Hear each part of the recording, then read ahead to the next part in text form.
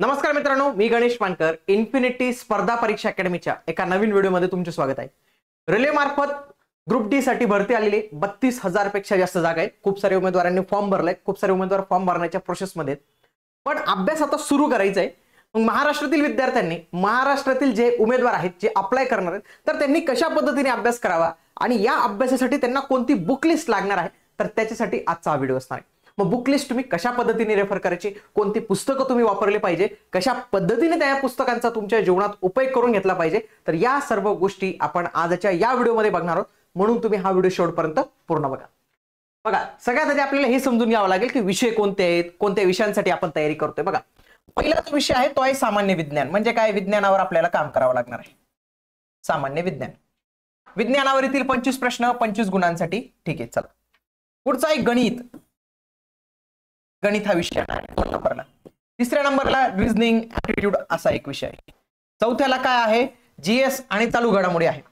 बघा, गणितावर 25 प्रश्न, रिझनिंगवर 30 प्रश्न, जीके आणि करंटवर आपले 20 प्रश्न. तर असे एकूण 100 प्रश्न 100 गुणांसाठी. वेळ भेटणार आहे 90 मिनिटं, 1.5 तास. चांगला असा वेळ आहे. पण याच्यात हे दोन जे सेक्शन आहेत 25 आणि 30, हे खूप जास्त प्रश्न होऊन जातात. आता सगळ्यात पहिलं त्यांनी काय म्हटले सिलेबस मध्ये की आम्ही 10वी पर्यंतच विचारू. 10वी सीबीएसई बोर्डचं. तर सगळ्यात बेस्ट तुम्ही काय करू शकतात की 7वी 8वी 9वी 10वी याचे विज्ञानाचे पुस्तकं वाचू शकतात. 7वी 8वी 9वी आणि 10वी याचे जे काही एनसीईआरटी सीबीएसईचे जे काही पुस्तकं असतील ते तुम्ही रीड करू शकता. तो एक बेस्ट वे असतो अभ्यासाचा. पण एवढंही जर तुम्हाला इतके पुस्तकं करायचे नसेल, सगळं मटेरियल एका ठिकाणी पाहिजे असेल, रिव्हिजनला सोपं गेलं पाहिजे, तर याच्यासाठी लुसेंटचं सामान्य विज्ञान म्हणून पुस्तक येतं. हे हिंदीमध्ये आहे आणि इंग्लिशमध्ये आपल्या इथं.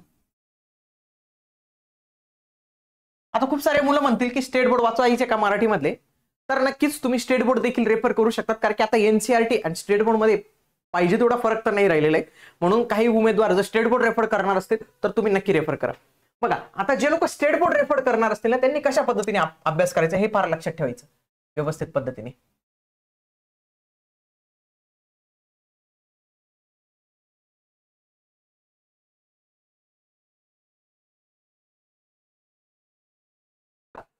स्टेट बोर्ड साठी एक महत्वाची गोष्ट अशी लक्षात ठेवायची. बघा, जर तुम्ही स्टेट बोर्ड वापरणार असाल, स्टेट बोर्ड मराठीमधले ज्यांना मराठीमधून अभ्यास करायचे, तर त्यांनी पीवायक्यू वर सगळ्यात जास्त लक्ष द्यायचंय. पीवायक्यू हे इंग्लिश मधले किंवा हिंदीमध्ये तुम्हाला जे आहेत तर ते डेफिनेटली करावे लागतील. कारण की त्याच्यानुसार तुम्हाला कळणारच नाही नेमकं मला काय वाचायचे, किती डेप्थ मध्ये वाचायचे. त्याच्यानंतरच तुमचा सामान्य विज्ञानचा जो अभ्यास आहे, ज्याला जनरल सायन्स, तर त्याचा अभ्यास जो आहे तर तो तुमचा व्यवस्थित पद्धतीने इथं होणार आहे. मग याच्यासाठी काय करू शकतात? मार्केटमधलं कुठलंही पुस्तक तुम्ही घेऊ शकतात. सध्या मराठीमध्ये पण काही पुस्तक आलेले ते घेऊ शकतात. पण बाकी किरण पब्लिकेशनचं सगळ्यात जबरदस्त पुस्तक राहतं. खूप चांगलं त्यांनी टॉपिक वाईज वगैरे करून ठेवलेले असतात. तर त्यांचं जनरल सायन्सचं पण पुस्तक आहे की ज्याच्यात 2018 ते 2023 मधल्या सगळ्या रेल्वेच्या ज्या काही प्रश्नपत्रिका झालेल्या होत्या, तर त्या सर्व प्रश्नपत्रिका त्यांनी इथं ज्या आहेत तर ते एकत्रित करून दिलेल्या आहेत. तर त्या देखील तुम्ही नक्की रेफर कराव्या. कारण की जोपर्यंत तुम्ही पीवायक्यू रेफर करत नाही तोपर्यंत तुमच्या अभ्यासाचा काहीच फायदा नाही. त्याच्यानंतर रेल्वेसाठी कुठलंही मराठीमधलं जर तुम्हाला विज्ञानाचं पुस्तक दिसलं ते देखील तुम्ही रेफर करू शकतात. कोणतंही पुस्तक रेफर करा, पण अट हीच आहे की त्याच्यासोबत तुम्ही पीवायक्यूचं पुस्तक हे रेफर केलंच पाहिजे. आलं लक्षात? पुढचा विषय आहे गणित. आता या गणित विषयाला अनेक पुस्तक आहेत. तुम्ही जे आहे तर ते RS अग्रवाल,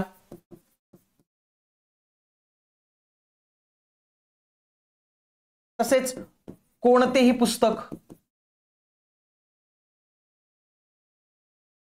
रेल्वेची पुस्तक वापरू शकतात. किंवा त्याच्यापेक्षा बेस्ट वे मी काय म्हणतो, त्याच्यापेक्षा असं काम करा ना की एवढं हे करण्यापेक्षा युट्यूबला खूप सारे व्हिडिओज असतात. आपले पण काही व्हिडिओज आहेत.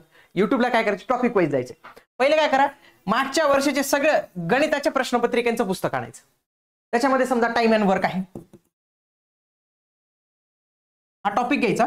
याच्यातले सगळे प्रश्न युट्यूबला जायचं, सर्च करायचं, टाइम अँड वर्क समजून घ्यायचं, याच्यातले सगळे प्रश्न सॉल्व्ह करण्याचा प्रयत्न करायचा. जो नाही आला त्याच्याविषयीचे बाकीचे टॉपिक सर्च करायचे आणि अशा पद्धतीने अभ्यास करायचा. कारण की रेल्वेसाठी कोणतंही एक पुस्तक असेल आणि त्याच पुस्तकातून संपूर्ण गणिताचा अभ्यास होऊन जाईल असं होणार नाही. त्याच्यासाठी सगळ्यात बेस्ट वे आहे की पीवायक्यूचं पुस्तक घ्यायचं. ते पीवायक्यूचं पुस्तक व्यवस्थित पद्धतीने तुम्ही जे आहे तर ते करायचं. पुढे त्याच पद्धतीने सामान्य बुद्धिमत्ता आणि तर्कशास्त्राचं पण तसंच करू शकतात. जे आहेत तर ते RS अग्रवाल यांचं नॉन व्हर्बलचं पण एक पुस्तक येतं, ते पण करू शकतात. किंवा सगळ्यात बेस्ट रिझनिंगचं कोणतं तरी पुस्तक घ्या. आता आपल्या मार्केटमध्ये मराठीचे पुस्तक यायला लागलेत की ज्यांनी क्वेश्चन ट्रान्सलेट केलेले आहेत इंग्लिश मधले, हिंदी मधले, तर ते पण तुम्ही रेफर करू शकतात.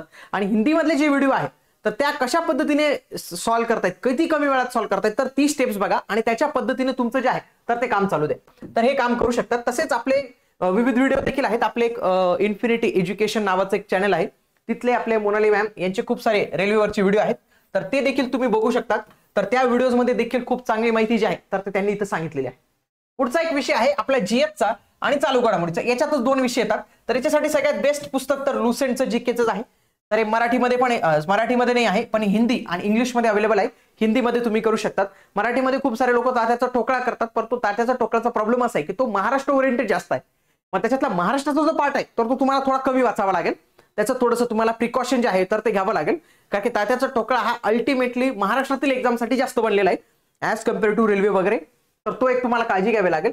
आणि जीएसचे मार्चचे सर्व झालेले आपले पटनावाले खान सर, तर यांचंच पुस्तक आहे किरण पब्लिकेशनचं, तर ते पण तुम्ही वाचू शकता. तिथं पॉइंट वाईज दिलेले, तर ते पण एक छान पुस्तक आहे, ते तुम्ही करू शकतात. आणि चालू आणि बाकीचे जे लुसेंट जीकेचे मराठी मधल्या सिरीज आहेत ऑलरेडी आपलं बघा इन्फिनिटी एज्युकेशन AEJ नावाचं एक चॅनल आहे, त्याला सबस्क्राईब करून ठेवा तुम्ही. तिथं बघा लुसेंट जीकेची पूर्ण एक सिरीज आहे आपली, 19-20 व्हिडिओ झालेले आहेत, खूप चांगले व्हिडिओ झाले. तर हे सगळेच्या सगळे व्हिडिओज तुम्ही बघू शकतात आणि त्याच्यामधून नोट्स तुम्ही काढू शकतात. लुसेंट जीकेची संपूर्ण सिरीज आपण इथं कव्हर केलेली आहे. पुढचं आहे चालू घडामोडी. चालू घडामोडीला तर तुम्ही जे काही नोट्स काढत असाल तर त्या पण चांगल्या आहेत, परंतु याच्यासाठी स्पीडी पब्लिकेशनचं पुस्तक येतं बघा. हे वार्षिक अंक, हे हिंदीमध्ये आहे, हे इंग्लिश मधला आहे. तर हिंदीवाला पण तुम्ही रेफर करू शकतात. तर ते पण एक चांगलं पुस्तक आहे. तुम्ही परिक्रमा सिम्प्लिफाईड ते पण रेफर करू शकतात. तसेच आपल्या चॅनलवर आहे ना आपण करंट अफेअर्सशी निगडीत नेहमी काही व्हिडिओज टाकत असतो. फॉर एक्झाम्पल बघा हा पद्म पुरस्कारांचा व्हिडिओ आहे, तर याच्यामध्ये सगळं व्यवस्थित कव्हर केलेलं आहे की याच्या बाहेर जास्त प्रश्न नाही गेले पाहिजेत. पुन्हा बघा चालू घडामोडीची आपली डेली जे आहे न्यूजपेपर अनालिसिस सिरीज चालते. जर तुम्ही डेली जर चालू घडामोडी केल्या ना तर तुम्हाला नक्कीच परीक्षेला फायदा होत असतो, कारण की एका वेळी एवढे करंट अफेअर्स करणं शक्य होत नाही.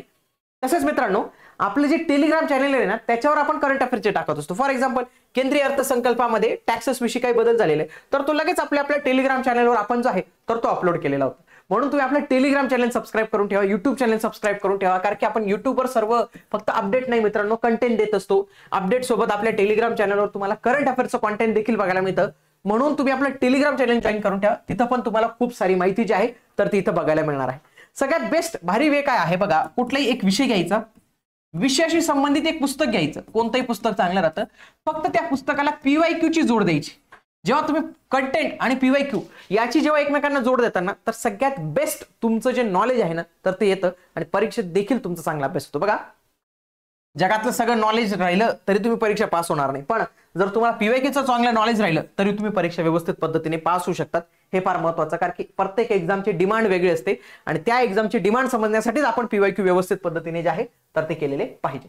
ठीक आहे, तर अशा पद्धतीने हे सर्व केलेलं आहे. जर तुम्हाला कमेंट बॉक्समध्ये काही प्रश्न विचारायचे असतील तर ते नक्की विचारू शकतात. व्हिडिओ आवडला असेल तर लाईक करा, तुमच्या मित्रांपर्यंत शेअर करा आणि अशाच पद्धतीच्या माहितीपूर्ण व्हिडिओसाठी तुम्ही आपलं YouTube चॅनल इन्फिनिटी स्पर्धा परीक्षा अकॅडमी हे नक्की सबस्क्राईब करून ठेवा. याच्यावर आपण सर्व अपडेट जे आहेत तर ते देत असतो. भेटूया आता आपण पुढील व्हिडिओमध्ये. तोपर्यंत जय हिंद, जय महाराष्ट्र, धन्यवाद.